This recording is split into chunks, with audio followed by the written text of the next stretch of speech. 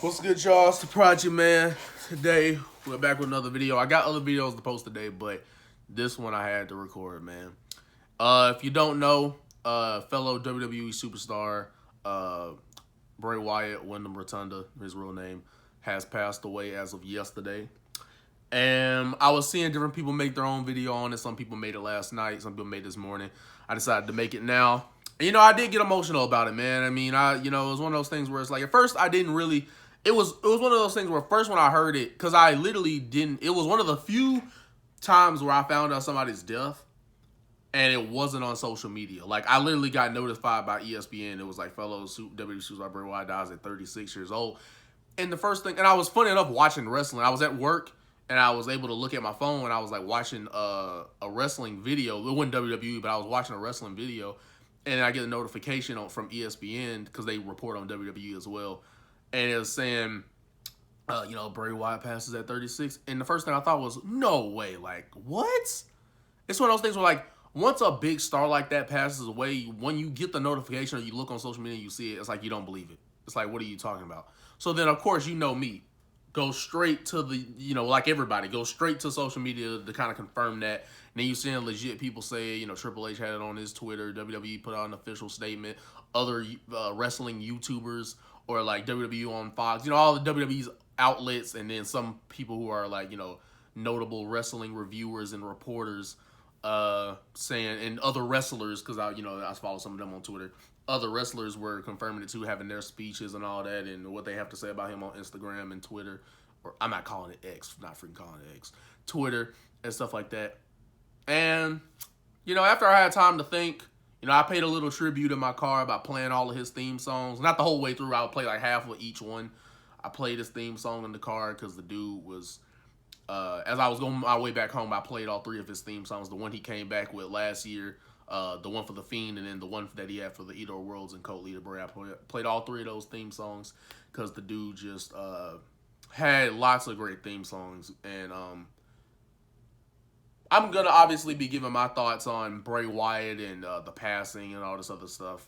First thing I'm going to say before I get into anything that I have to say about him is I hope and pray that JoJo and his wife and his two kids that he had with her and all of his kids, they're all safe and protected and they can make it through this. And I send my condolences over to them. I also send my condolences to his friends as well, not just his family, his friends. Braun Strowman, Eric Rowan, now in heaven as well. Bray Wyatt is now in heaven with John Huber, Luke Harper, Brody Lee, for those who know him in AEW. Now he gets to reunite with him, and their souls are now bounded together in heaven, man. So rest in peace to both of those guys. And the more I'm thinking about it, because I've had time to think, but as I'm recording this video, I still can't believe I'm saying Bray Wyatt has passed away. Like, that doesn't seem like, and it kind of reminds you, and I wasn't alive during this. I was born in the same year that Eddie Guerrero had died. I was born in the same year he died. And I know that's probably how this felt to them. Like, how it feels to us. Like, no way, this big star that we know and love and did a lot of notable things. This was no, like, jobber or low-card guy. Not to say that their lives aren't as important, but to say, like, they didn't make as big of an impact in professional wrestling as other people did. And I know this is probably how it must have felt with Eddie. Like, this huge star that was on our active roster, still wrestling, has passed away. And that is absolutely terrible, and that is depressing. And I hope WWE, if not a 2-hour show of just Bray Wyatt tonight for SmackDown, I hope they do kind of something like Edge's 25th anniversary, like where they have throughout every segment, you get promo packages of Bray Wyatt and all of what he's done and who he is as a person and what he did for the WWE. I hope that throughout the entire show, in every quarter, they have a Bray Wyatt promo package. I'm sure they're going to obviously put up the graphic when the show starts, and then I would think, for a big star like that, of course, they would do the 10-bell salute. So, Bray Wyatt, like I said, as the more I'm talking about it and looking down and looking around and thinking, and I'm still like going, like, there's no way he's passed away. So now I'm gonna get into the part that everybody comes for different reviews, is your own thoughts of what he did. The first thing I'd like to say is, not only is he a great human being, he never had any issues with anybody backstage other than Vince, and we all know Vince always argues with people on creative. So I would like to thank the WWE for putting Bray Wyatt on a platform to be and allowing him to show his creative genius in the first place. And we also heard that his passing was due to COVID-19 or a COVID-19 that he dealt with earlier this year that played a part in how he ended up getting a heart attack. So it was ultimately a heart attack that stemmed from COVID-19. And very unfortunate, very sad. And one thing I gotta, no, actually, what I was gonna say, I'm gonna save that for the end of the video. That's a better way to end the video. But yeah, WWE, we also heard all of his merch sales and all that stuff that he had sold for in WWE. All the revenue from that is going to Bray Wyatt's family, Windham Rotunda's family. And that is freaking amazing. That is freaking awesome. And I hope that more money comes their way. WWE usually does really well with people when it comes to like a relative superstar of theirs that were on their roster past for them. They usually do really well with the whole financial situation. They usually do really well on that. So shout out to WWE for that. No matter what we think of their creative, they will do a good job in taking care of those people money-wise when somebody on their active roster passes away. And my thoughts on Bray Wyatt was, dude was always one of my favorites. I marked out for the dude when he came back at Extreme Rules. That was the first time I got to see, like, because I got back into wrestling late 2018 for no specific reason. I just decided to watch it again. And I knew about The Fiend, like, because obviously by that time I was consistently watching, so I was keeping up with all of 2019 and on to present. I got to see The Fiend. I got to see the Firefly Funhouse. I went back and saw him as I was getting back into wrestling. I went back and to see what he did previous with the Cult Leader and Swamp Leader, Bray, that version of him. I've seen him as Husky Harris before, so I went back and did my due diligence and saw what he was before I got there, Eater of Worlds. So all of his gimmicks and the human version of himself when he returned. The human version of himself was that first promo where he was like, "This is just genuine me. This is no like gimmicks, no nothing. This is genuinely me." And that was a phenomenal, emotional, sad promo. That again, the dude tells a story. A lot of wrestlers in the ring, they don't understand the concept of telling a story when you're in that ring. Like, everybody's got their attention on you. You have the microphone. You're given a certain amount of time to speak. And it's just a lot of people don't understand that. As no doubt, the respect we have for wrestlers for putting their bodies on the line will always be there. For anybody who calls it fake is a piece of trash. They're a piece of crap that don't understand what these wrestlers go through and don't understand the emotional part of it. I mean, sacrificing their time. Even when you're like, even if you're like a Randy Orton and you never had to go through the independent scene or anything like that. Even when you're born into the business like that, like Bray Wyatt had a wrestling family as well. Shout out to Barry Windham and Mike Rotunda, his father, and his grandfather, Blackjack Mulligan. He was born into a wrestling family as well. People like Randy Orton, Cody. Like, we know, just to name a few. That doesn't mean just because they were kind of had that boost to get into the business does not mean that they didn't work hard, or doesn't mean that they didn't have to sacrifice time away from their families. Everybody lived, no matter how you started, if you all get to the WWE, all of y'all have to sacrifice the same time. Miss birthdays, miss funerals, miss all these events because you have to make your name and you sacrificed your time to make an impact on the world by way of professional wrestling, sports entertainment.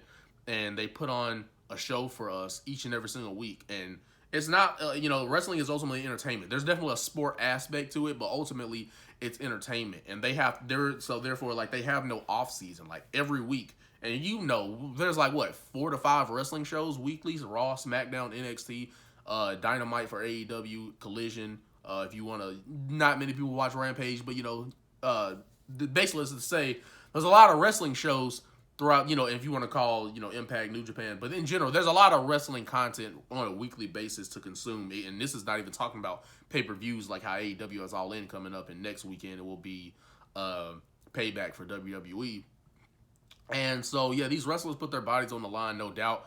But I say all that to say, we have that respect, but there's very few people in the business who can captivate on the microphone, who, even if you don't like them, you can't help but pay attention. You can't help but go, who is this? What is this? Like, the way he's dressed, the way he looks, the way he sounds, you can't help but put the remote down. There's a lot of people in wrestling who can't make you feel something. And that's what wrestling's all about. That's how you remember things. Because here's the thing. Matches are great. We can all note great matches. Matches are very important. But character work and promos are more important by like a slight edge. Character work and promos are more important than the actual wrestling, just by that slight edge. Because if you cannot connect through those people through the screen with your words and your character development, then it doesn't make you special. You don't stand out just because, like, for example, okay, let's say you can do a springboard, clothesline, a frog splash, a moonsault, super kick, Canadian destroyer, DDT, suplexes, and all that. It's cool if you could do all those moves, but without the professional wrestling characters in wrestling, then you don't remember much. None of this is important. You don't know why a Undertaker, a Rock, a Stone Cold, a John Cena, a Edge, a Christian, a Kane, John Cena, Bray Wyatt, Roman Reigns, Cody Rhodes, upcoming stars like LA Knight, and then you got MJF over in AEW. You don't understand why all of these guys are special, or nothing separate these guys apart from each other if none of them could cut a promo, if none of them had any character work, if none of them had charisma. How would we separate them from each other? Earlier days like Hogan and Savage, and then you want to go further back like Bruno Sammartino, or further back like Buddy Rogers, Luthez, like just all of these professional wrestlers who've edged their name in history. Rest in peace to Terry Funk as well. Without that character work and without those promos, you don't care about the match. Or everybody just looks the same. Okay, here's another guy that's doing moves. Another guy that's wrestling in the ring. That's how that comes off. If you don't have that promo ability, if you can't captivate an audience with your words and character work, then you're not any different from anybody else. You're just another guy in another pair of trunks who can do moves. That's all you become if you don't have that character work and development. And I'll say all that to say, I got a little off track. What I was trying to say was, you may be able to recall certain matches, and it's because of the stars that's in them. A lot of people can't recall a match that had two nobodies in it, or two people who aren't either big stars or larger than life superstars. You can't recall any of those matches. But what made matches special? The characters in it, the stars in it, and the storyline building up to it. That's what made those matches special. It wasn't just the in-ring performance. It was the story that they told, being the characters that they are, and is what made you remember it. And you may not remember every single move, but you remember how you felt. For example, a noted match is Undertaker and Shawn Michaels each and every single time. Bray Wyatt had great matches with, John Cena, Randy Orton. Most notable would probably be like Daniel Bryan or Roman Reigns. So he had great matches with those guys. But here's the thing. You may not be able to remember every move, but you remember how you felt. You'll always, like, when somebody brings something up to you, let's say you went on vacation. You may not remember each and every single thing you did, but you remember how that place made you feel. You remember what you felt like in that moment, whether you felt happy, whether you felt sad, whether you felt disgusted, whether you felt, nonchalant and chill. Like, okay, you know how you feel when you go home. You know what that feels like. You feel a sense of comfort and relief. Like, you remember how you feel. You may not remember every single aspect of the house. You may not remember all the chairs, all the picture frames, and all the TVs. You may not remember where each and every single thing is, or you can't name every single thing that's in the house, but you remember how you felt when you walked in. You remember how it felt when you laid on your bed. You remember how you felt it being in that place. And I say that to say, Bray Wyatt made you feel something due to his immense of talent and character work that he always put into each and every single character he does. The thing that makes Bray Wyatt a rare and just special breed is two things. Once in a lifetime generational talent and superstar, and not only that, but creative mind. There's two things that make him a rare individual. The fact that he was able to get every character over, every version of himself, whether it was Human Bray when he came back last year, Cult Leader Bray / Swamp Leader, Eater of Worlds in The Fiend, or Firefly Funhouse, it doesn't matter what version of him he was. He got all of his gimmicks and or characters over. It's people in the business nowadays, I'm not going to name drop anybody because this is not that type of video.